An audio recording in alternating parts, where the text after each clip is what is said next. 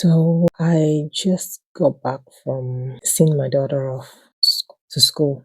Today they've got an outing. So school is outside of school today. It wasn't a regular day because I yeah. On a regular day she's up by herself in the morning and she sorts herself out. Yeah, gets her own breakfast and then, when it's time to say goodbyes, I come down, I join her, and she gets on her bike and she's off to school. Today wasn't a regular day. And because they had to go outside of school, they'll be spending the whole day outside. I had to make her a packed lunch. So that meant my extra time in bed. I had to get up to fix that. And of course, I just basically just threw in, breakfast and all that. So I was full on mom this morning, essentially. And why am I doing this? I don't usually like, my daughter is quite private, so I try to keep her out of any, social media. Well, on my way back, some stuff had happened and I'll circle back. But on my way back, coming back home, I started playing some, music. I discovered this new group, if I call them, I don't know who they are. I just know that they're Nigerian. And their song, the genre is so lovely. Like it's virtually all the songs that I've listened to. It's deep, it's lyrical, it has meaning a lot. I can tell that these guys are from Eastern Nigeria because they have got quite a handful of songs that are titled Igbo names. And because of how lovely the lyrics of the songs were, I've had to go. These names are not new to me. I've known them all my life. But hearing the way they, the songs and the lyrics, and I just had to go back again and check for the meanings to these words. And it just struck me. The songs are deep. One of those songs that I listened to on my way home today was Azubike. The name of the group, you'll find them on YouTube. I can't believe that their songs have not busted the charts yet. And I don't know, maybe they have, but on YouTube, when I first started playing them a few days back, only a handful of watch. But then they are rising because as at yesterday, most of these songs that were initially at 10 watches are now clocking over 1,000 watches or listens, I don't know. So, and it's worth it. It's absolutely worth it. They're called World Charming, and those guys are charming. They are charming. Their music is beautiful. And that's what I've been crushing on this week. World Charming music songs. One of them being Azubike. And it was so apt with all the drama that went on today. And see my daughter off as she wouldn't let me see her off all the way to school, which is fine because she's a big girl. I just thought it wasn't, it was just to keep her company, only child and all that. But because of stuff that happened from and there I was cooking in the kitchen, trying to, get things sorted because we've got a time that we need to be done to get to school. And I was still in my PJs, and here she comes.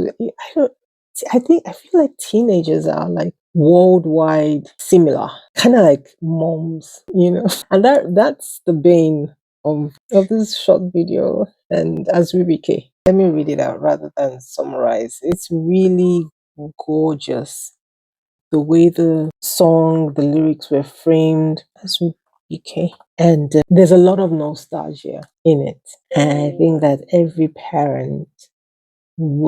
I think it will resonate with every parent and every child as well. Every child that has gone on to become a parent, it would definitely resonate with you. Because part of the lyrics was that we have now become our parents or we've become our mothers. And it was just so apt. This morning I was like, I think I need to do a musing on this and just savor the essence of parenthood, the essence of childhood that progresses onto parenthood. And how did they put it in the lyrics? He said, back when we were younger, our parents' caution came across to us as fear. And it was stark, like it was a stark reality. Like This is so true. This is so apt. So what happened? My daughter comes down. She's like, she's got these shoes that, she inherited from me. Lovely shoes. They were always trainers, but they were these bulky, heavy kind of trainers, not your walking trainers, definitely. They were more like fashion wear trainers. And she had them on. Mind you, they're traveling and they'll be walking most of the day. She got these shoes and there I was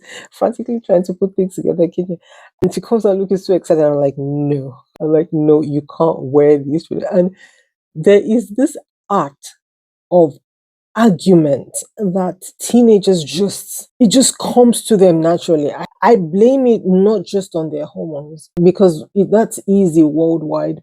But I think there's something about the awakening of a child that occurs around teenagehood because I mean they're just coming into puberty just happened, so there's this age of awareness, and we all went through this. But the thing is, because we've spent so much time adulting, sometimes we forget, or sometimes we don't even self reflect long enough to realize that these are things that we had done, things that we had gone through with our parents. And if we're objective enough, if we're really objective enough, that experience should teach us more to be more patient, more understanding, and more loving, even when correcting. All right. It doesn't always happen that way, but it should be there at the back of our mind so that even if it's like it should be a guide so that even if we deviate or even if we don't remember at the time, that subconsciousness comes back to fore. We can go back and repair. And then I feel like that's what makes us better, more improved version of our parents. So I said to her, no, not those shoes. They were not even, I wouldn't even entertain the thought. Like, how? Those shoes are heavy, just walking in them and they resonate throughout the house. And she was so excited. And she went on, and I was so conscious of time. For the first time in my life, I'd never done anything like this before. I just pushed her around and I shut the kitchen door. I was like, not gonna do this because she was full on arguing. I'm not the one walking in those shoes. You are. You're traveling. You can't, these shoes are not made for walking. I remember one time, my mom. I had a skirt and top one piece set that my mom passed down to me. My God, I still remember that set. It was like turquoise but flowery. I think it was. There was some pattern on it. I loved that set. I loved them so much that I literally wanted to wear them every Sunday to church because they were the going out kind of outfits. I remember my mom, she gave them to me. And I remember her getting exasperated on the fact, are you wearing this again? Like, dude, you got all that cloth. And so, yeah, I could relate. But at that time, it was impending that time was against us. My daughter does not back down when she has her eyes set on something. If her eyes are set on something, yeah, you can call her mother's daughter. That's fine. I love it that way. I love someone, an assertive person, someone who knows what they want and go for it. But this wasn't the time for this argument. And she was trying to convince me about a pair of shoes that I had owned and worn and passed down to her. They were still even slightly bigger for her. And then she goes, Mom, I've got shoe pads. And then she's brings it. I was like, no, that's not the. I was like, no, you can't. These shoes are not meant for walking. But I've got the shoe pads, see. And it's where, no. And then she went, and I had stuff burning on this. And I knew if I gave her audience, she would think she only had to push a bit further to convince me. But there was nothing to be convinced about. These shoes are not the shoes that you're walking out of this house in. Because I couldn't just imagine seeing her on the streets of London walking bare feet with her shoes in her hands because those shoes were not made for walking. even though they were trainers. So I just shut the door. And then from there on, it was roller coaster. She had a meal. There was no thank you. I packed everything, I did everything, and then I went upstairs to change. And then it was time to leave because the alarm went off, the first alarm to let us know that, okay, it's time to start getting out of the house. So this was like 8 o'clock. And then she screams my name from downstairs, Mom! Like they usually do.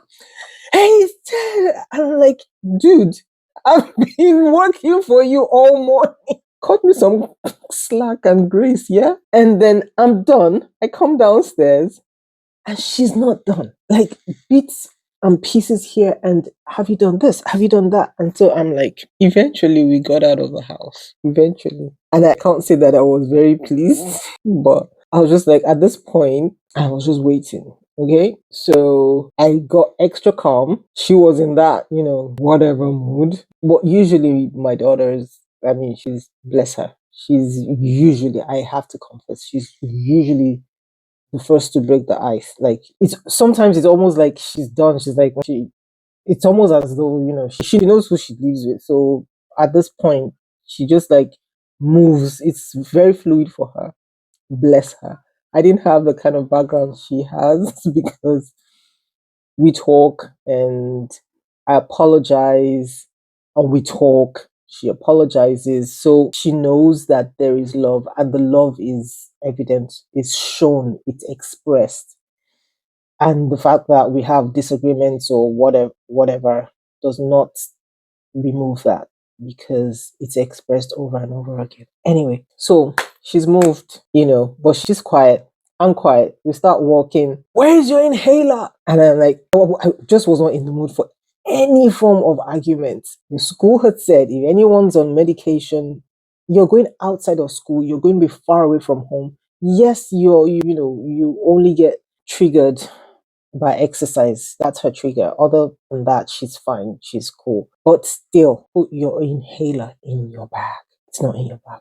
At this point, she knows that there's no more. This is no longer. We've gone beyond the arguments or trying. She just goes back up, picks up the inhaler, comes out, and then she's there, inhaler in hand, with her backpack on her. I'm like, let me have your back. Let me have your inhaler. I put it in your backpack, and she goes, no. I'm like, okay. Are you gonna hold that inhaler all the way to school? She goes, yeah. I'm like, no. And I'm like, put the inhaler in your bag if you're not gonna let me help you. And then she goes ahead, takes off her bag, struggles, and she does it. I'm like, mm-hmm. And then we're walking, we're going. And then, a little small talk here and there. She had her own idea of what she wanted me to walk up to, which was like barely 10 feet away from the house. I'm like, dude, no, this is not why I'm walking with you. Let me get up to, like a quarter of the way, even if it's not halfway, quarter of the way. We've got a landmark there. There's a first roundabout. Let me get up to the roundabout at the least.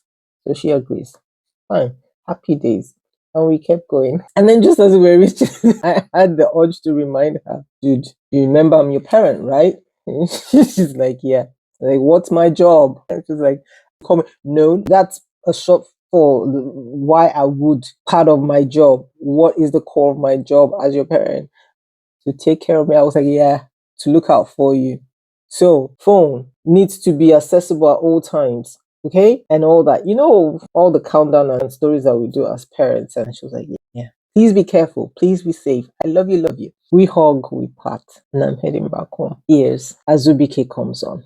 We have become our parents. And it was so apt. Even when I started working, I went to college, I went to uni at a different college from all my siblings. My 4 siblings went to one particular college for their undergraduate. I went to a different one, which was a bit farther off. And so I learned a lot of independence. My siblings had opportunities, which interestingly they hated, but that's a story for another day. They had opportunities where, because their uni was along the way to our home so often, and my parents were young then when they were in uni. So often they would have stopovers from my dad, and they would have meals cooked and dropped off for them, if not twice, at least once a month.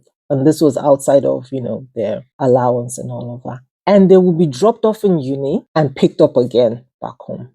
And they hated it. It was one of the reasons why I never got that luxury. I had to I had to take public transport because my unit one, I disappointed my father. So he wasn't even, I think it was just the first time. And that story for another day. It was such a traumatic time. I wish he had never taken me because it was so traumatic. I wept throughout my registration because he kept going on. But this is this story for another day. The point here is that I think I kind of lost my train of thought. I kind of lost my train of thoughts there. Okay, hang on.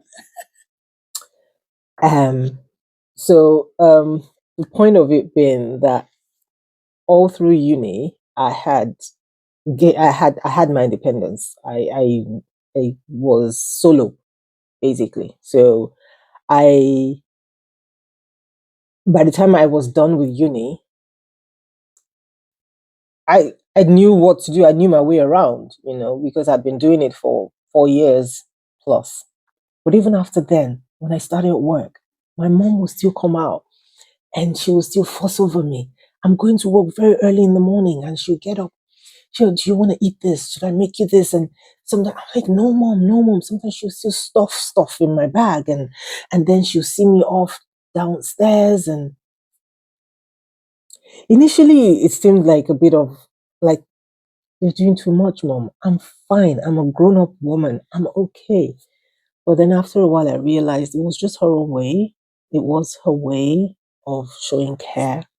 It was her way of being a mom because I was still her child. So I let her do it. I was living in the house and she was willing to. So I let her do it. So as I was returning home today and listening to Azubike, those memories flood my mind. And the interaction that I had with my daughter today, everything just came together. And I thought, wow, indeed we have become our parents. Yeah, I was going to check for the meaning of the name Azubike so that I can tell you precisely and you have a good idea what I'm talking about. So Azubike means your back is your strength. The past is your strength.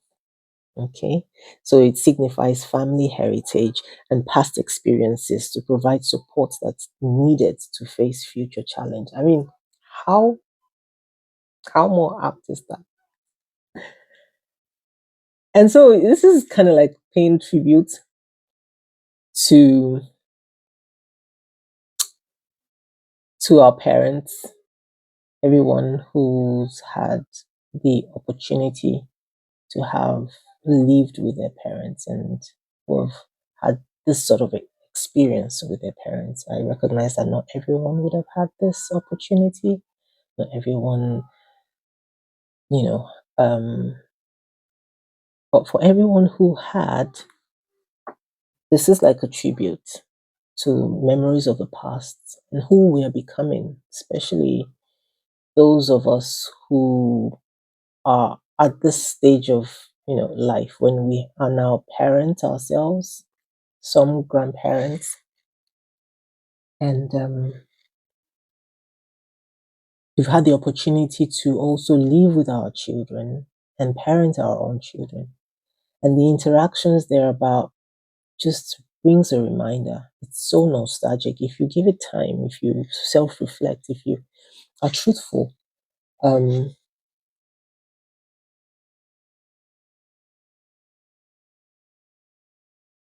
I think that as much as we have the strength of upbringing, we are also presented with this opportunity to parent and be better. We're standing upon a foundation. We shouldn't be lower, we should be higher in standards. I'm going to leave you with the song. Because I know, and world charming, if by any chance you stumble on this on this video, I just want to say thank you. You guys are awesome. Your lyrics are so defining, they're so on point, they're so apt, they're so refreshing. Um, well done. Uh yeah, that was my short thing today. My musing on on parenting and being parented, and the nostalgia of becoming our parents. Um, enjoy the song. I really hope you like it. Enjoy it, and yeah, have a nice day. Thanks for listening. See you later.